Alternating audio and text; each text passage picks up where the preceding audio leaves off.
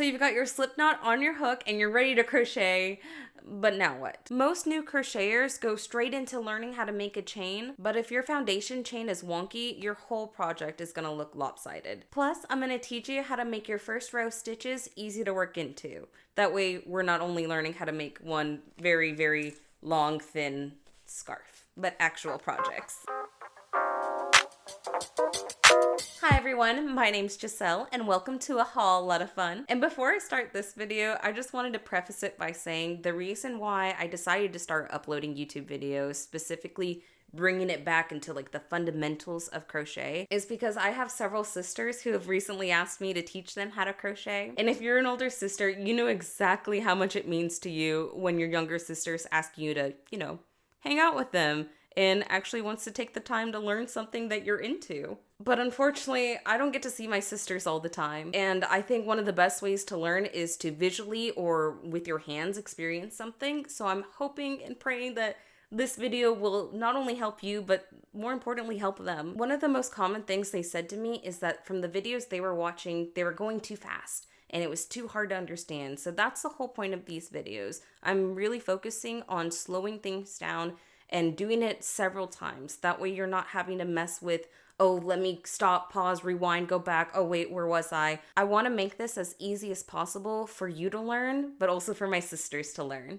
By the way, hello sisters. For today's video, I'm going to be using a 5 and acrylic yarn in this pretty blue color. If you're a beginner, I do recommend starting with at least nothing smaller than a 5, possibly even all the way up to 6. Those are going to be your heavy medium-sized crochet hooks, but honestly, use whatever you have. I think a lot of times we get caught up in, oh, we didn't have the exact materials that one video showed. Usually it's not a problem. If it is detrimental to the project, I will let you know. But for this case, use whatever yarn you have and whatever hook size you have. It's gonna be okay. First, I'm gonna make myself a slip knot, which if you need help or a slow down version on how to make that, go watch my video before this one.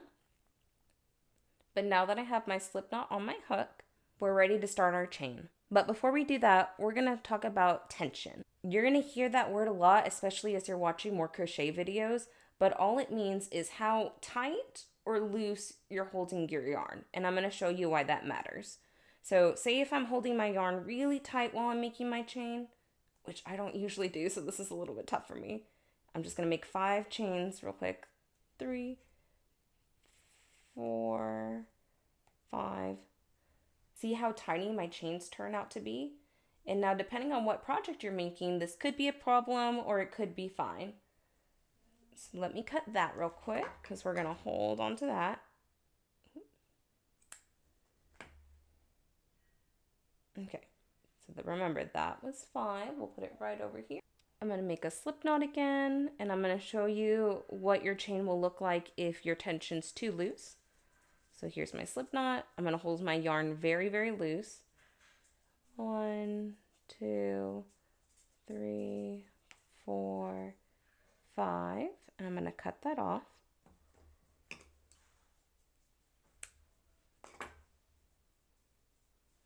Okay. See how much bigger these stitches are compared to the chain that we made with our tension really tight? And this is another reason why tension's so important, especially if you're trying to follow a pattern. Because look, it has the same amount of stitches, but this one's noticeably longer than our first one. So that's something to keep in mind as you're learning how to crochet. And I guess I'll add that in this video as well. I hold my yarn whenever I'm crocheting. Let me get my slip knot on. Like this, with my pointer finger holding my yarn. So I just use it to hold on to it like this. This works for me. I've tried other methods. I've had some people kind of wrap the yarn around their fingers like this. I don't like personally the feeling of the yarn pulling through my finger. I don't know. I think it's just me. I've seen some people hold it kind of through their fingers like this and do their projects. To me, I have a hard time controlling my tension that way. However, with my method that I use, it does, if I crochet too long, end up hurting my finger right here. So use whatever method works best for you. And if you'd like to, I can go into detail in another video on different ways to hold your yarn. And I can also review some of those yarn tension rings that you've probably seen a lot online. Let me just say, I have a few. As you can see, I am not using them. But again, I think most of that has to do with just the feeling of the yarn being pulled over my skin. I just don't like that. But back to our chain. So we have our slip knot on here. I'm holding my yarn, and I'm not going to hold it on too tight or too loose. Just kind of an easy amount of tension. And I'm going to do my first chain. So what we're going to do for this video is I'm going to teach you the yarn over method. And all that means is here's my hook. And I'm going to move it to where the yarn's over, as in on top of the hook. So first, you're going to put your yarn over your hook. And now notice on my crochet hook, how the little hook part is holding on to the yarn. That's what you want to see, which is why it's really important to keep your crocheted hook facing downward. So I'm going to show you a side view. See how my crochet hook is facing even with my project here? If I turn it this way, it could still possibly work, but it might get caught. If I turn it up way, it's pretty hard to get it through the loop. So we're back here with our just having our slip knot on here. And I'm going to go yarn over. And this is why your tension matters, because if you're pulling on it too tight, it's going to be really hard to get it through this first loop. But all you're going to do is yarn over and pull through. And then you have your first chain. And we're going to do that again. Yarn over, pull through. Now, a mistake that you might be making, especially if you're new to crochet, is say if I let go of my tail, which remember that's this part, and I try doing my yarn over, my project's gonna flip around to where I'm not gonna be able to get the yarn through my loop. So what you can do, and what I do, is I typically use my thumb and one of my middle fingers or ring fingers, sometimes both most of the time, to hold my tail or the bottom of my project. Now you won't have to do that as much as your project gets bigger, because it'll kind of be able to weigh itself / hold its own. But especially when you're starting a new chain, you do need to hold on to it.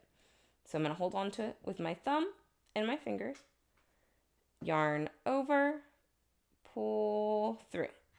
Another trick for you, say if you're having trouble learning how to hold the yarn tail, hold your tension string, also hold your hook, because it is a lot to do at once, especially if you're not used to it. What I used to do when I was first learning is I used to tape down my tail, like right here, and then work like this until I had it long enough to where I didn't need to be so concerned about holding on to the bottom part of my project. You're more than welcome to try this out, especially as you're starting and you're just like, I just want to get a chain done. I get it, but it will come in handy learning how to hold your tail, hold your yarn tension, and hold your hook. But that's just a little hack right there in case you want to use it. But we're going to do another chain. So again, holding my tail part, yarn over, pull through. And now let's talk about how we're holding our hook. You kind of want to hold it, so you know how like you would hold a pencil like this, kind of in between a few fingers? It's pretty similar in crochet too. You want to hold it to where you still have some movement, okay? This is how I typically hold it. So I'm really only using my thumb, my pointer finger, and my middle finger in my right hand to hold it. And then my other fingers just kind of drape over it. So let's go back here.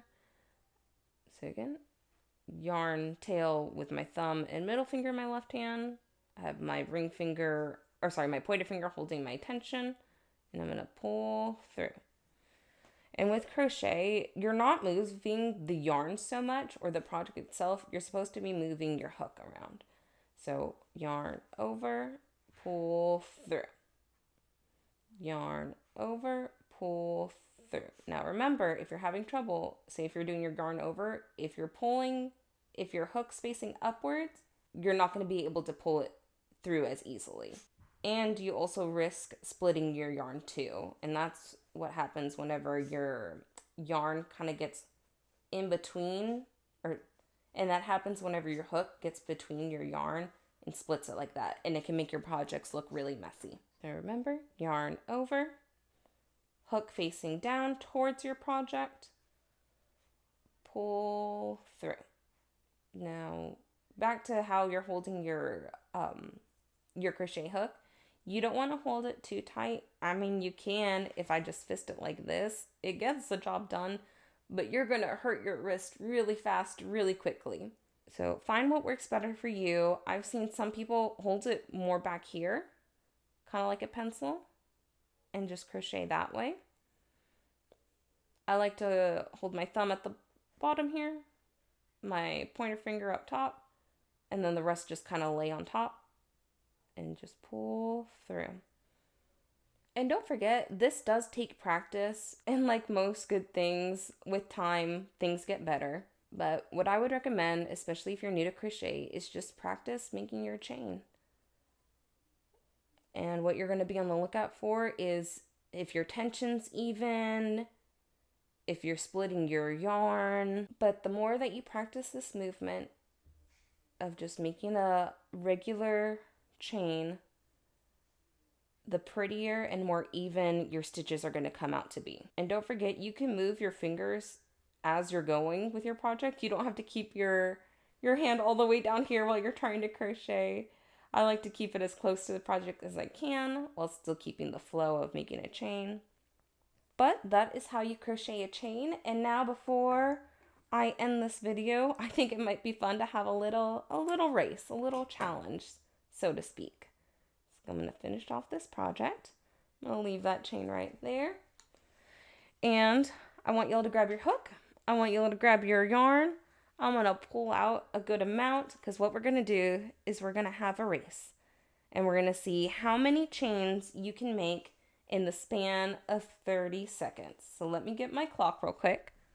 Okay, so I'm going to set the timer for 30 seconds.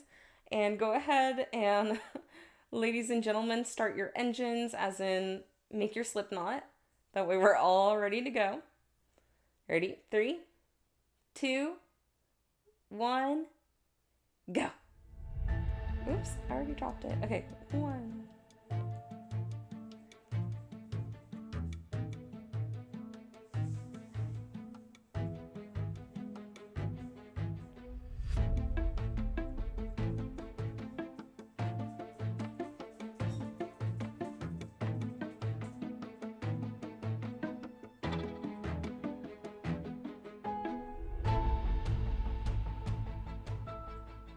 And time. Good job, you guys. Thanks for entertaining me. I made a total of 20. Comment down below how many you made. And there you have it. You now know how to make a crocheted chain. Don't be frustrated if you can't get your tension right the first time, or if your chains don't look as uniformed as you would like it to. It takes practice. And this is a really good skill to practice, because it's going to help so much in the future with your other projects. Please don't forget to like and subscribe, and comment below letting me know if you're still having trouble with certain parts of your chain. I'm more than happy to make another video on this if you'd like me to. But in the meantime, thanks for hanging out with me, and I hope you had a whole lot of fun, and I'll see y'all in the next video.